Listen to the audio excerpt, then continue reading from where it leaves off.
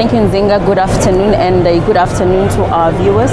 Just a recap on the investment pledges that have been made so far. The total amount of across the various sectors of the economy is 224 billion rand so far. We understand that a final announcement will be made later on in the day at around 4 p.m. But to talk now about some of the investments, we are joined here by Rivett-Carnac, SAB CEO. SAB has pledged to invest 4.5 billion rand in the country. Thank you so much for joining us. Take us through what this investment will be looking at.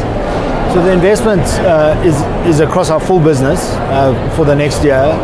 A substantial part of the investment, however, is for the expansion of our capacity in our brewery in President in Durban.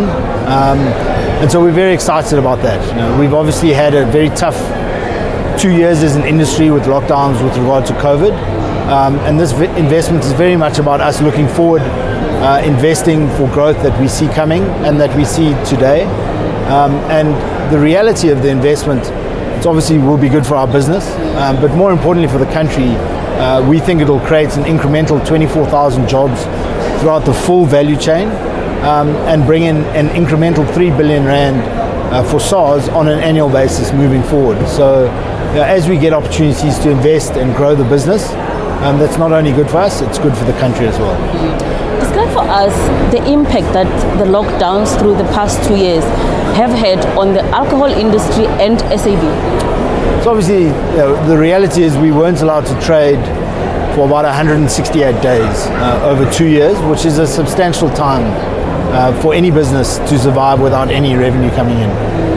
The impact for SAB was very significant, but we are very fortunate in that we have a strong balance sheet and we were able to, whilst making some tough decisions, manage through the lockdowns. The sad reality, however, for the craft industry, which is very, very important for the beer industry, is that we saw almost 30% of all the craft brewers actually going out of business.